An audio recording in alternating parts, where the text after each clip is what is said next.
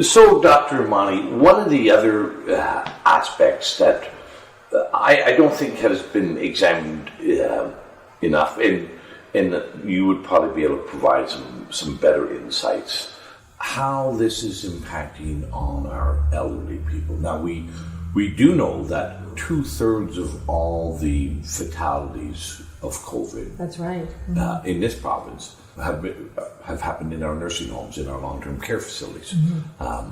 And that number is pretty consistent throughout the Western world. So between 2/3, 80% have happened in our long-term care nursing homes. And I've heard it from, I had one constituent call me who, she had 3 of her grandparents die in March and April in the same long-term care home from or with COVID. We don't know.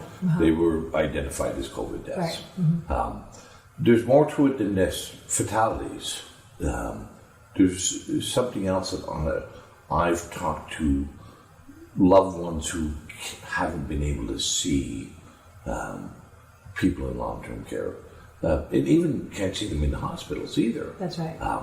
In separating people for extended periods of time, what's your thoughts on how this is impacting those elderly, not just the elderly, mostly the elderly people who are in long-term care and who are isolated, but the elderly are also being isolated at home.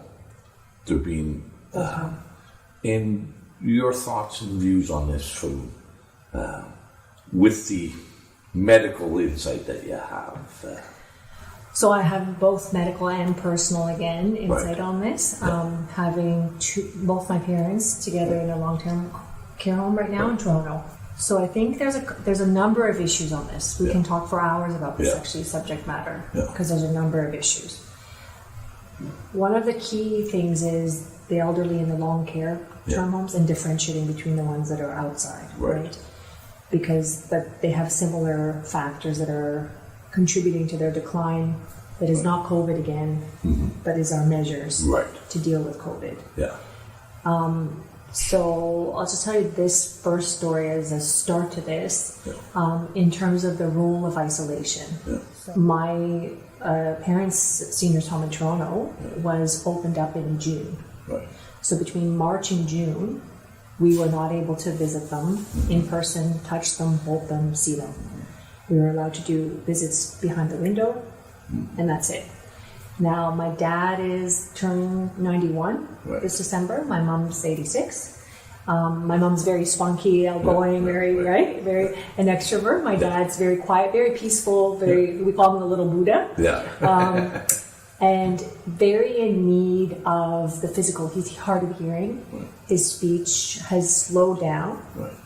And he was having a huge time coping. By June, on the phone, his voice had already reduced in its sound, strength, the whole bit, and he was whimpering pretty much by June. When is this going to end? When will this be over? And we were seeing him going. He's a pretty small man to begin with, but he was just shrinking, in size over. And the doctors, as they were seeing, were concerned that he was having significant negative effects of isolation. Isolation is usually viewed as cruel and unusual punishment for serious violent offenders. Like isolation is left for the worst of the worst punishments as a punishment, as a form of punishment. Exactly, I'd forgotten about that. But so there are research, and I would recommend people to research on the role of isolation and illness. Okay, never mind the role of fear, which we'll talk about. So the role of isolation. So I was visibly seeing this. At the same time, I have a friend here locally whose mother-in-law had not been in the seniors home. Independent, 90-something-year-old actually, living independently, but was not allowed to come out, was not allowed to see her neighbors, and no one was allowed to visit, only dropping off of... Now, this woman was independent in her grocery shopping and in all her activities. Well and dandy. And she had said after the first month to the second month, matriarch of the family, had survived war.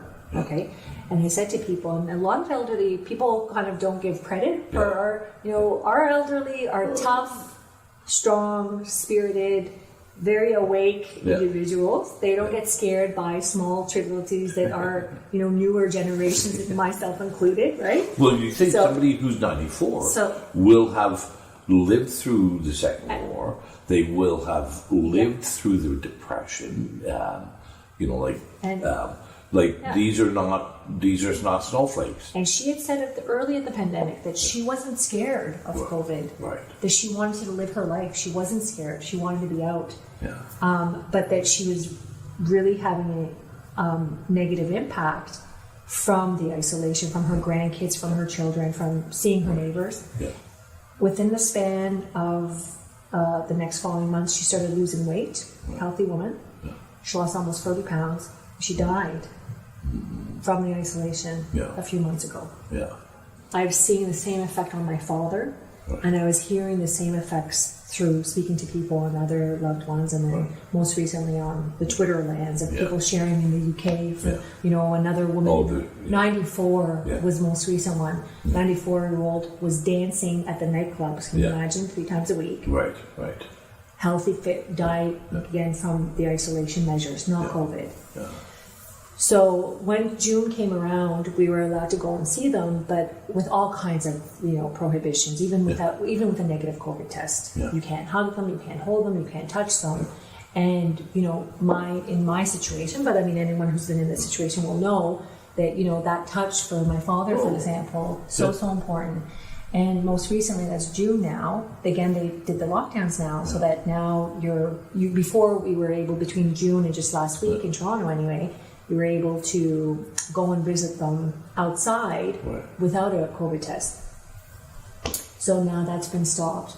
And, the communication of despair and that if this is the way that my life's going to be, I'm in prison, I don't want to be alive anymore. Yeah. Well, that is a message I heard very powerful from Dr. Matt Strauss as well. And he does a lot of work with the elderly, and people want to be able to live. And see their grandkids, see their family, enjoy their last days. That's right. It's not an extension of life with no humanity. Yeah. And this is another exceptionally puzzling part. How is it that so many in society, we've just lost all empathy for the elderly, as well as lost empathy for the young? As we started, who need to connect with the elderly. Well, that's right. Yeah. One of my stories is. My father-in-law, when he was nearing the end of his life, we were very fortunate that he stayed with us. And, he had brain cancer. He couldn't live alone anymore because of blackouts and different things. But we were quite fortunate that we had the capacity that he could live with us. And these are important things. These to have that bond, to have that connection. There's other intangible stuff there as well, sharing of stories and going out, different things. But we just seem to have lost all empathy, that we're putting these kids in such a fearful state, getting COVID tests and thinking COVID is going to kill them or kill their loved ones and kill their families and their grandparents. If you like this video, if you like my videos and the conversations that I have, please like, share, follow, tag your friends, whether it's on Facebook or Twitter, Instagram. Let's together bring a little more common sense and a little more reasonableness into our society and our communities. Thank you, Dr. Amani. Thank you, Randy.